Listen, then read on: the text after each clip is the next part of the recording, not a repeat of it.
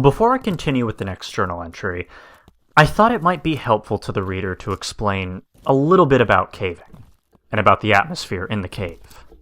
As I reread and think about my description of the cave, I notice that much of the language I use in my caving journal, and the descriptions, or really lack thereof, assume that the reader has a knowledge of caving and what it's like to be inside of one. In other words, I write my journals for me. I guess I'll take this time to give a more detailed description of the cave. I'll tell you about more what it was like while we worked on it, and I'll summarize our feelings up to this point. The cave was discovered, quote-unquote, several decades ago, when construction in the area unearthed its entrance. From that time to the present, it has been visited by mostly locals in the area and avid cavers in the region. Beer cans can be found intermittently in the cave, mostly in the upper half. When the cave was first entered, it was probably beautiful. Dust, graffiti, vandals, pigeons, and regular use have diminished its appeal. There are still places in the cave where small formations remain undisturbed, as a reminder of what the rest of the cave probably used to look like. To enter the cave, one must have a good length of rope in order to rappel down into the rock.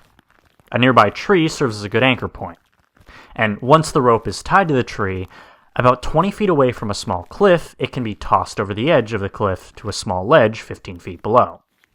Cavers can then descend the short distance to the entrance.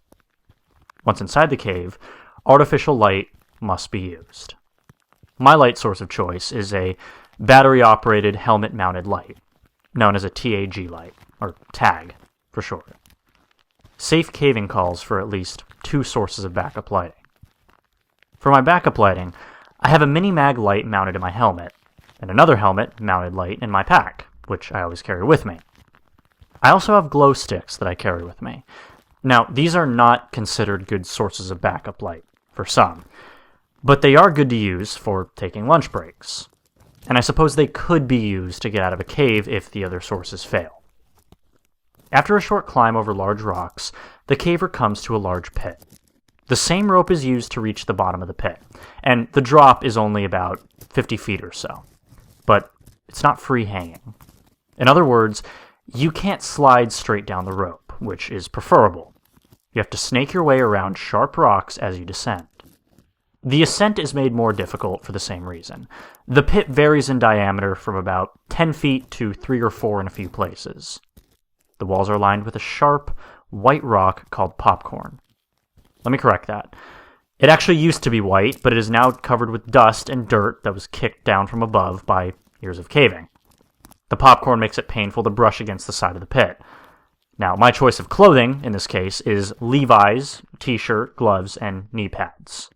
I usually leave the cave with a few scrapes, but at least I'm comfortable while I climb around inside.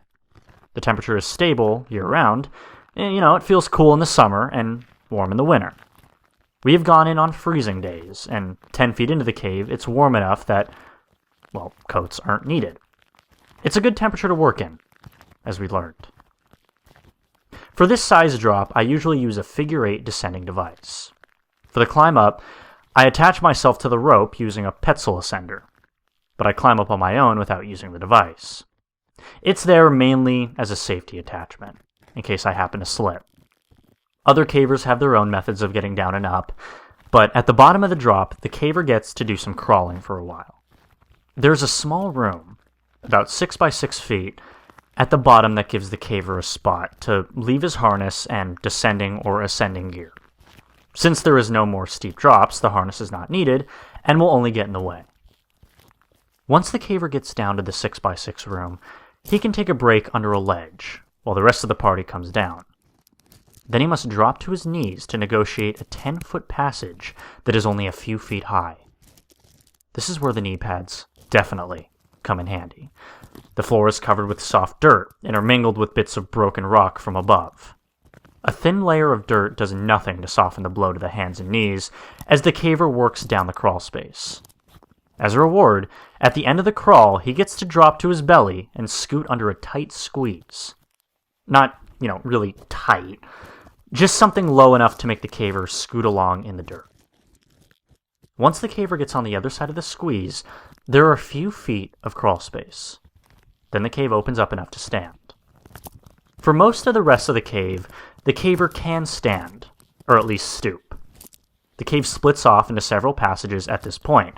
2 routes wind around rocks and crevices and come to an abrupt dead end.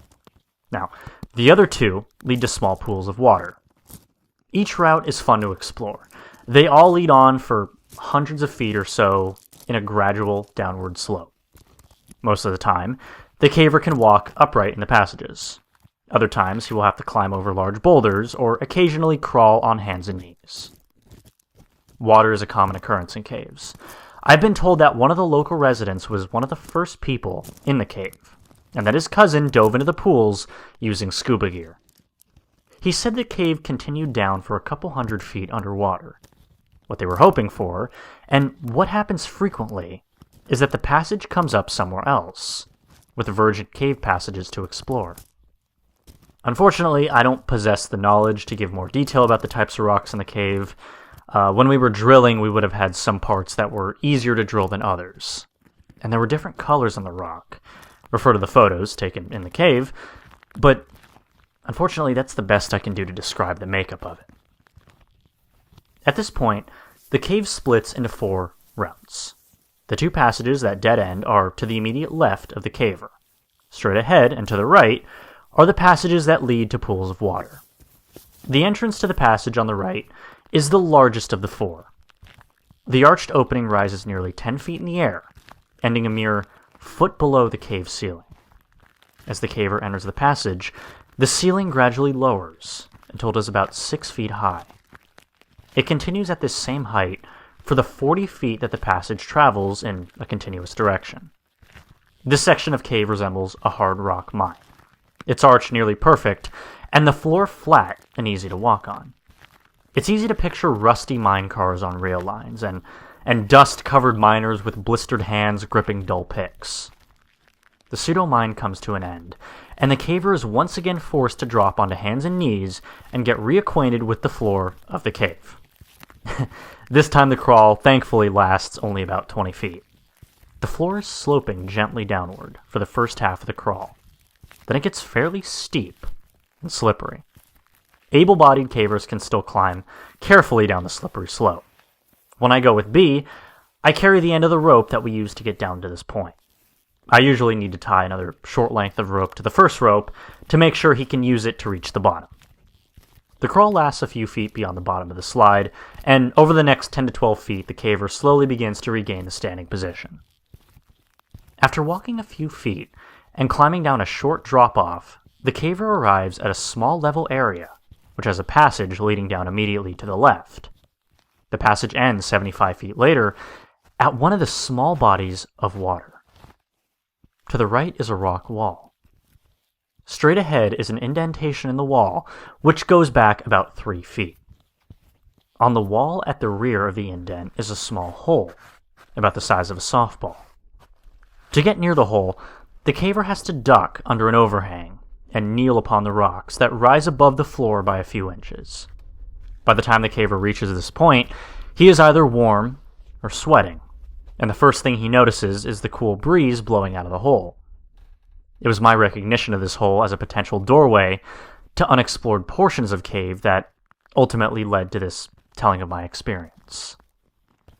As has been for tradition, for all the years I've been caving, the party reaches a point in the cave, usually at the deepest part of it, that all lights are extinguished.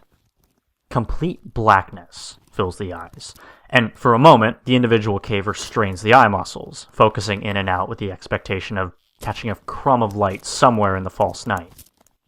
After several futile moments, the caver turns his head at a sound, perhaps another caver, only to have the other senses return and then heighten. The sounds, smells, and feelings that have been overlooked to this point come racing to the caver in perfect detail. The pain of their own behind sitting on the cave floor, the smell of dust, sweat, guano, the sound of modern material shifting on age-old rock as cavers attempt to find comfort on this solid foundation. At the back of every caver's mind at this time is, what if? What if a person had to climb out of this cave with no light? Would he even make it? Would he find all of the turns and bends which got him to this place? And if not, would a rescue party find him in time? The depth of darkness recognized at this time is something that is rarely experienced outside of a cave. Many first-time cavers erroneously declare that they have to hold their hand within 2 or 3 inches of their face before they can see it. The truth is the human eye is incapable of seeing in an absence of light. If they did not hear something coming toward them, they would feel it before they saw it. Now, yes, this is complete and total darkness. This exercise is a great way to remind people to take backup lighting. As we proceeded to work in the cave, we developed a system pretty early, and little changed in succeeding trips. The first time in the cave, B took first shift at chipping away at the opening. After about a half hour, he needed a break, so I took over. He told me what worked best, and I continued doing the same. We would try new things from time to time, to use new muscles, but usually stick to the same method. We would use the masonry bit and press on the drill as hard as we could and drill out a hole in the rock. Safety glasses and dust masks were worn while working. Then we would insert the bullpen and hammer it into the rock and break out small chunks of the cave. Then we would drill another hole and repeat the process. Occasionally the drill would hit a soft spot in the rock, and that step would be shortened. We would work until we became too tired to continue, then B and I would trade. While one of us was working, the other would remain in the darkness and either eat or drink, or just lay down on the cave floor, padded by rope bags. After just a few rotations, we were tired enough to catch a nap while taking our break. The only light we used was a helmet light on the head of the worker. Since it was pointing toward the hole, the resting person was left mostly in the dark. This was a welcome benefit, since the resting person was usually, resting. The rest break was also a chance to cool down a bit, which didn't take long in the cooler temperature of the cave. And fortunately, the temperature of the cave allowed us to work pretty hard and not overheat much. I remember that I frequently looked at the hole and thought, hey, it's big enough, I think I could squeeze through, only to be disappointed in my attempt. However, even after the first attempt and failure, I knew that I would keep working on the hole until I did get through. This, despite the fact that I knew it would take many more hours of hard work, it actually became an obsession with me. I tried to get out of the cave and work as often as I could. I hoped that the passage led to a larger, undiscovered cave that we would be the first ones to enter. I guess the explorer in me wanted to find a new frontier there in the cave. Since B is such an avid caver, he was motivated by the same desire to find a new, unexplored cave. But, what we did find was not at all what I expected.